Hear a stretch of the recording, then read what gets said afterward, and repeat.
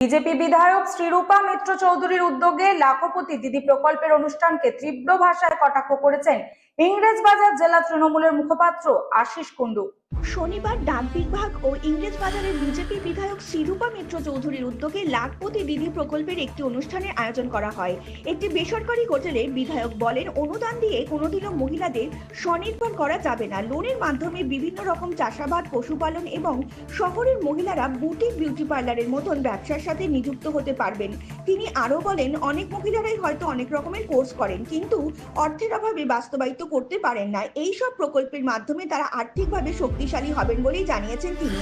ইংরেজবাজার বিধানসভা কেন্দ্রে 100 জন মহিলাকে স্বনির্ভর করার লক্ষ্যে দ্রুত কাজ শুরু করছে বলে জানিয়েছেন শ্রীরূপা মিত্র চৌধুরী। এদিন তিনি বলেন, 10 জন মহিলার হাতে লোনের কাগজ তুলে দেন। আরও জানান, গোটা দেশেই চলছে মেয়েদের এই আত্মনির্ভর করার প্রকল্প। তিনি আরও জানান, মহিলারা যাতে স্বনির্ভর হতে পারে সেটাই তাদের লক্ষ্য। অন্যদিকে বিধায়ককে তীব্র কটা করেছেন জেলা তৃণমূলের মুখপাত্র আশিস কুন্ডু। লাখপতি দিদি একটি ভারত সরকারের যোজনা। মাননীয় প্রধানমন্ত্রী শ্রী নরেন্দ্র মোদী তিনি চেয়েছেন দেশে অন্তত 5 কোটি মহিলাকে আমরা যেন লাখপতি বানাতে পারি। তার মধ্যে ইংরেজবাজারও একটি ক্ষেত্র।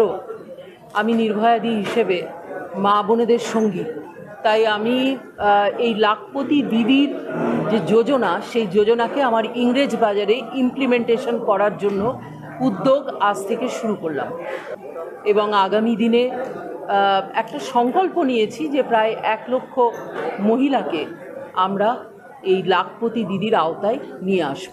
বিজেপিরা শুধু বলে, করে না। এর আগে আমরা নরেন্দ্র মোদীজি, অমিত শাহজি তারা ঘোষণা করেছিলেন সারা ভারতবর্ষের সমস্ত বেকার যুবক যুবতীদেরকে 15 লক্ষ টাকা করে অ্যাকাউন্টে দেবেন।